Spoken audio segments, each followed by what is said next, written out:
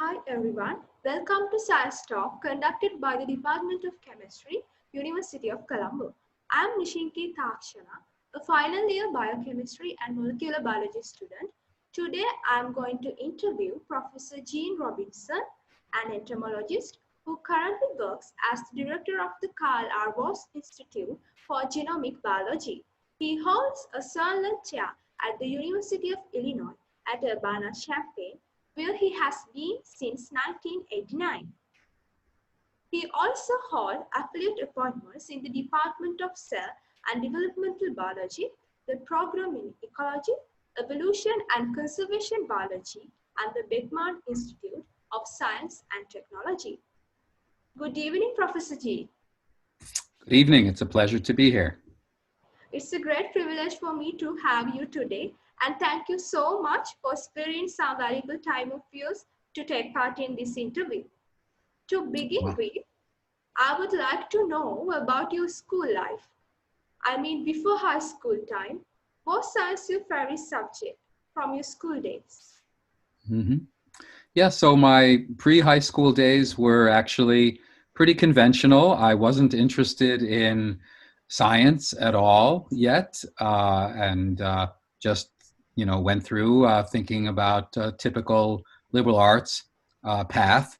But when I was 18 years old, I had an encounter with honeybees, and that changed my life. Once I started to had that encounter with honeybees, I started to think, that's it. I want to work with honeybees for the rest of my life, and got on the path towards science. Well, as we know that scientists are very curious to know about everything. So, were you a curious child? Yes, I was a curious child. I was very interested in how things work and why things are the way they are. So questions like that certainly were in the house all the time. We talked about your school life. Could you please tell us about the support you gained through your university? What inspiration you got there to get interested in this field?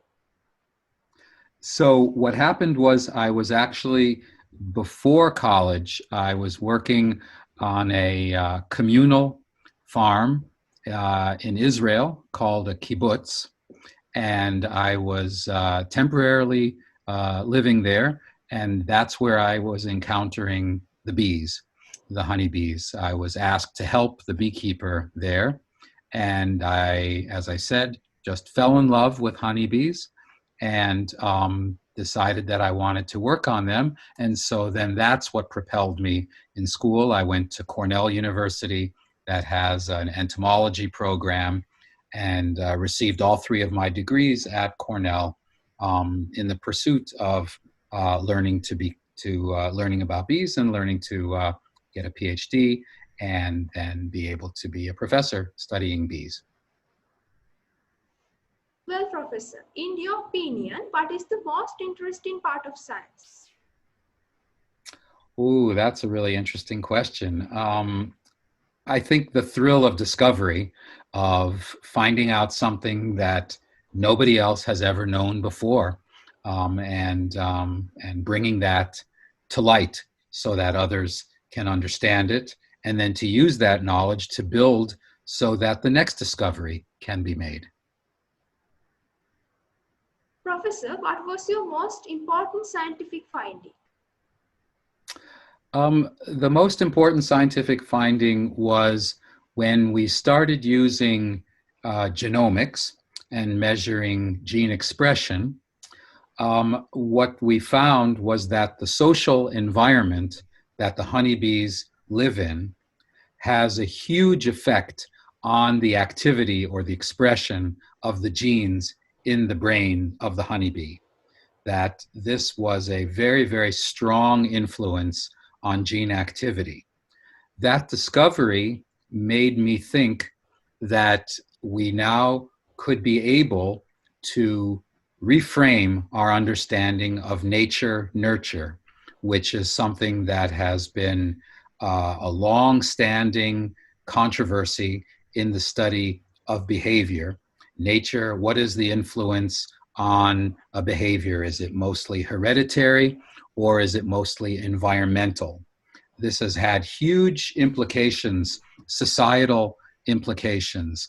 Marxism is all about the idea that it's all environment, and Nazism is about the idea that it's all hereditary. Both extremes have caused millions of people to lose their lives and have caused untold misery. So the stakes are very high when you're trying to understand the roots of behavior. And in for the last several hundred years, people have been arguing, is it nature or nurture? Meaning, is it genes or environment? And when we made the discovery back around the year 2000 that genes are influenced by the environment, that it's not genes or the environment, you have actually influences of heredity on the genome and the environment on the genome. When that discovery was made, it led me to conceptually reframe the nature-nurture problem to see that it's not really a problem. It's about influences on the genome over different time scales. Hereditary influences occur over generations and over evolutionary time, and environmental influences on the genome occur in minutes to hours to days to months. But the genome is the substrate for both nature and nurture. So it started with that discovery in the year 2000, and it helped to really set the stage to understand the roots of behavior in a better way. That is really interesting, Professor. What kind of research areas that you are currently working on? So we are continuing the pursuit of trying to understand the mechanisms and the evolution of social behavior, and in particular, the honeybee society. And in the context of our mechanistic work, that is, how does it work? We are pursuing more and more how to use gene regulatory networks to better understand. When we started 20 years ago with the first experiments in behavioral genomics, we were focusing on which genes are regulated, which genes express at a higher level or at a lower level, which genes are more active or less active. And we found, as I said before, many, many genes that show differences between different behavioral states, two groups of individuals performing different behaviors, or as a function of the environment. The genome is very dynamic. It's very labile. The changes in gene activity have many influences. But sometimes the lists of genes that are differentially active the lists are very long, and it's difficult to understand which ones are the most important changes to be able to suggest what's the underlying biology. Increasingly, we're seeing that we can move from gene list to gene regulatory network. Rather than see these genes as just one here, one there, one there, we understand them in a regulatory context. Which genes are turning on the activity of other genes? And so using that concept is giving us more and more insight into the regulation of behavior. Well, Professor, you have pioneered the application of genomics to the study of social behavior and led the effort to sequence the honeybee genome. Since you are an entomologist, can you tell us how entomology links with genomics? How these two disciplines help you in your research and discoveries? Yes. So entomology is a discipline that's focused on a set of organisms, the insects. Genomics is a discipline focused on the genome. When you study the genome, you are reading a book of life. You are dealing with a book of life, and it's really the ultimate book of life. It can be read as a history book, explaining the past evolutionary history of a species, what genes have been under selection and in what context. You can also read the genome in the present day as a parts list, what genes encode what proteins, to try to understand these networks, as I said. And you can also read the genome as a prophecy, as a future-oriented book. What are risks? What are resiliency factors? And things of this along those lines. So when you do all those things, you're talking about the biology of an organism. The genome might be the blueprint there, it might have the information, but you need to contextualize that with particular organisms. So in my case, I'm interested in using honeybees to understand the mechanisms and evolution of social behavior. I'm also interested in understanding the honeybee society itself, both for its own sake and also as a model to understand other societies. And so entomology provides a perfect vehicle. You combine organismal biology, the biology of a certain set of organisms, with the insights that you get from genomics into those organisms. Well, Professor, you have used honeybees as exemplars for the discovery of general principles of brain function and behavior. There you introduce the concept of social genomics. Gene influences social behavior. Can we use the same concept to determine the behavioral responses of humans to environmental and social stimuli? So that's a question that has to be approached very, very carefully to be able to have a proper understanding of the relationship. So the way I'll start off is by saying that bees are not little people and people are not big bees. There is a difference. They have a big difference. They have separate evolutionary histories. The last common ancestor of both the insect societies, including honeybees, and the lineages leading to humans lived some 600 million years ago, thought to resemble a marine flatworm with very simple nervous system, no centralized brain yet, and as far as we know, no social life. Yet, when you look at properties of the honeybee society and properties of human society, you see some very intriguing parallels, as your question suggests. You see division of labor, you see complex communication systems, you see variation in sociability. Some are more sociable, some are less sociable. How do we understand this? Well, prior to the advent of genomics, we really had only two possibilities in classical evolutionary biology. One was conservation, which means that if you see a trait in two organisms, if that's a conserved trait, that means it was inherited from a common ancestor. Well, I already said that the common ancestor of honeybees and humans didn't even have a centralized brain, and as far as we know, no social life.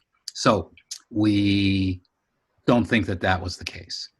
The other traditional model is convergence, which is that the organisms have traveled an entirely different evolutionary history, but for whatever set of reasons have converged phenotypically on the same traits, but underneath those traits, there's nothing in common to them. So those were the two models. With genomics, we now have a third model, which is the toolkit model, first developed and put together in developmental biology. The toolkit model says that the phenotypes can be understood as being evolutionarily separate and having arrived at via convergence, but that convergent process might be subsided by common building blocks. And those common building blocks can be seen as the toolkit. So what is the evidence for that?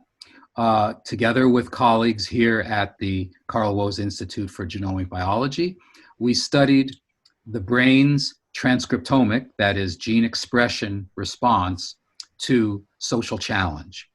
We studied this in honeybees, in stickleback fish, and in mice. This was a team science approach. Lisa Stubbs studies mice, Allison Bell, stickleback fish, and we had some very talented computational biologists and bioinformaticians, Professor Saurabh Sinha and Professor Jean Zhao, all from the University of Illinois. And together, what we found is that, as we knew already, they all respond to a social challenge with aggression. So we knew that. That was the experiment. But when we look at the genes that change their activity, especially those genes that drive regulatory networks, for you, those of you that know a lot about this, you'll know I'm talking about transcription factors. We found that many of them are the same. So animals, very distantly related to each other and showing very different behavior, they show all a common response to a challenge, but very differently. Bees sting and mice bite and so on and so forth. Though the molecular changes that occur in response to orchestrate those responses are common, have an element of commonality. So there are toolkits. We have extended this, finally, to get to your question, we have extended this to humans as well. We found some bees that do not respond to a social challenge, and some of those bees that do not respond to a social challenge also do not respond to a social opportunity. A different stimulus completely, a good stimulus, if you will, an opportunity to take care of younger sisters, which is a positive social opportunity, social stimulus. And we found some bees don't respond to either challenge or opportunity. We wondered whether those bees that are socially unresponsive might have something in common, again, at the level of gene expression, with human autism. And we found that some of the genes that show differences between the unresponsive, socially unresponsive bees and more typical bees, some of those same genes have been implicated in autistic people. So the answer is yes, there are commonalities, but I return to the beginning of my comments.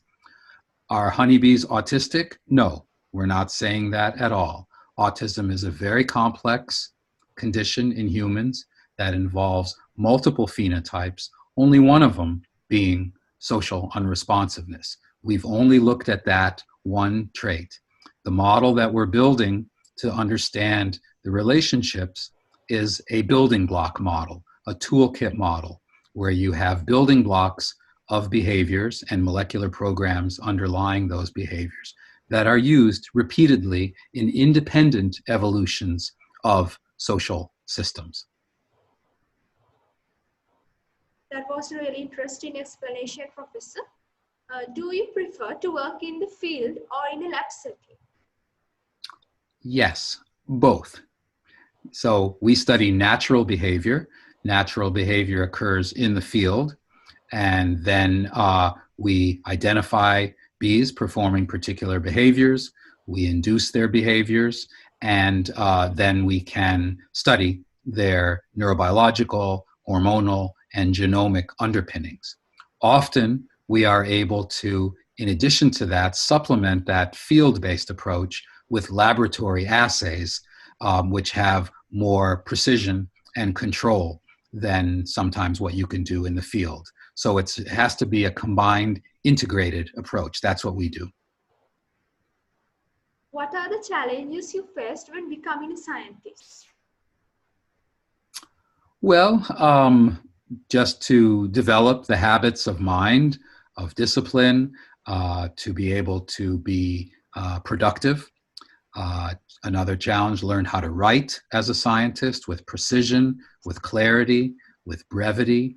That takes work. As I tell my students, no one is born knowing how to give a good scientific talk or how to write a scientific paper. These are skills one has to work at and learn.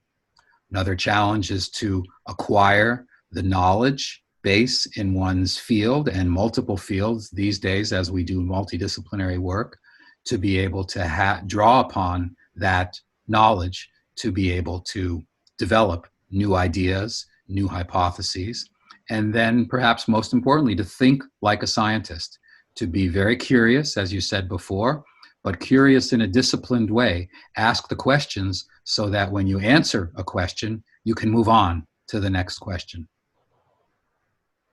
Professor, did you have any important mentors? If so, how were they helpful? I had several important mentors at different stages of my career. I will mention two. One was Professor Ron Hoy from Cornell University, and the other was Professor John Hildebrand, originally from Columbia University and now at the University of Arizona, and actually now is the Foreign Secretary of the National Academy of Sciences. The way they were helpful was when I was a graduate student studying hormonal regulation of division of labor in honeybee colonies, I started to get the idea after I saw that division of labor is regulated by a hormone, that was just the tip of the iceberg. If there was hormonal influence on division of labor, and division of labor means some bees do some things, other bees do something else, and that's intricately organized in the society. I started to realize that there must be brain structures and brain chemistry involved in those changes in behavior, those differences in behavior underlying division of labor. There must be genetic changes. In other words, I started to see that the honeybee division of labor system could become a model in the understanding of a integrated understanding of mechanisms and evolution of behavior. But when you're a graduate student, you're sometimes not that strong on confidence. And I remember thinking, well, that seems like an interesting idea, but if it's such a good idea, why didn't someone else think of it already? And maybe it's not such a good idea. So the main role that these two individuals had was to encourage me, to give me confidence, to say, yeah, that's a pretty good idea, and you should pursue that. And that encouragement really meant a lot. These are very eminent scientists, and that encouragement really helped motivate me to pursue the dreams that I was developing. Well, you have to deal with a large number of fellow scientists daily. How would you encourage creative thinking with them? Well, first you have to identify it as a goal. So you have to clearly say, this is important. And then you go about systematically practicing it by reading papers and understanding the motivations of the papers that you read, by going to talks, listening carefully, how one experiment leads to the next, how one hypothesis is developed, how it's tested, and how it leads to the next. By working in those ways, it's possible to really develop a creative approach. Professor, I would like to know about your outreach.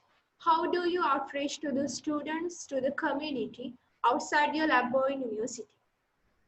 So outreach is something that's always been very important to me, to really extend to the public an understanding of what we're learning.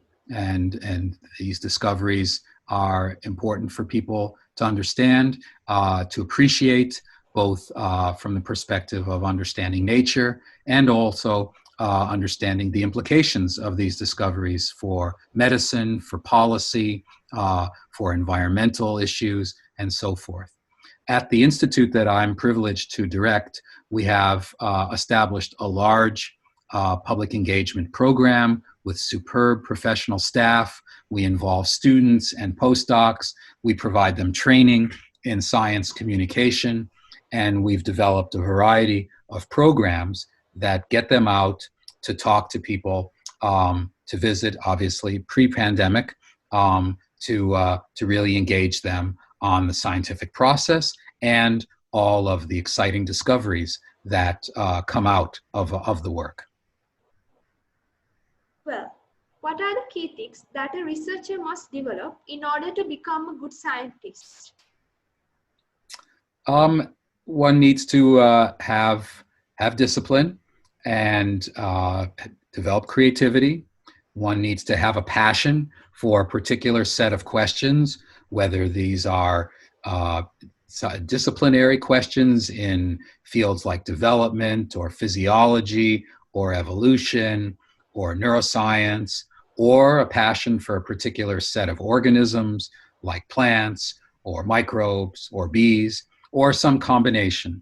So one needs to have that passion, skill, good technical knowledge, discipline, and communication skills. Professor, you have been recognized for your excellence in the field of science. Could you briefly mention about the achievements that you have been awarded in the last few years? Well, the last couple of years, I had really two great honors. One was I was elected to the National Academy of Medicine. I had previously, 15 years ago, been elected to the National Academy of Sciences, a really amazing honor that still I cherish greatly. But I was elected to a second academy, which was amazing also. And then in the same year, I received the Wolf Prize in Agriculture, a premier award for the study of honeybees and in an organismal biology context. So both were really, I was really humbled by both of these awards. Congratulations, Professor. Thank you. You have been fortunate enough to be holder of many publications and honorary prizes. In what way those contribute to your career? Do such things encourage you to perform better? I'm highly motivated to work as hard as I can without those. We scientists really don't work for those awards. When they come along, they're great. We recognize them. We appreciate them. It's wonderful to be recognized. I think what their function is mainly is to show students the way, to really be able to point the way to students that there's a path of recognition, of success that comes with hard work and with achievement. And so that's, I think, the principal roles there, to celebrate science for the public and for the scientific community. Well, Professor, could you please tell us about your future projects and researches? One big challenge that we are addressing is the challenge of understanding how you go from genotype to phenotype, how you go from variation in the genome between individuals, and then you have variation in phenotypic traits, that is behavior or cognitive abilities or so on and so forth. That's one of the classic problems in biology. It's been known forever that there are differences between individuals, individual differences, let's say, in behavior.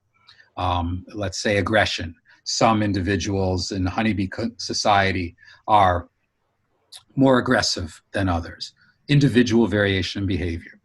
How do we understand that individual variation in behavior, starting with the genome and then taking the long and winding road from DNA through RNA, through proteins, through differences in brain structure and function to understand that. So when we talk about genotype to phenotype, that's shorthand for understanding the basis for variation between individuals, understanding the role of the genome, variation in the genome, and understanding the role of experience and the interaction between experience and the genome.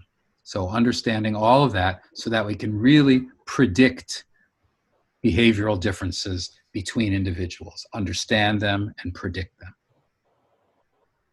Well, Professor, my last question is, what would be your advice for inspiring young scientists? Do you think some qualities are important for them to have when coming into this field of science? I think the first thing is one must find one's passion. What are the questions that most motivate you, that most capture your attention, that you really want to understand, you want to contribute to that understanding? And once you can identify the questions that you are most passionate about, then your path is started. Thank you so much, Professor Jane Robinson, for giving your valuable time for this interview. I believe that this interview was really interesting and inspiring. I was able to gain a lot of knowledge of the field of science and research areas related to genomics through this interview. Thank you for joining with us. You're welcome. Thank you very much for inviting me. It was a pleasure, and your questions were really great. You're an excellent interviewer. Honeybee and other insect pollination. So they are central to agriculture.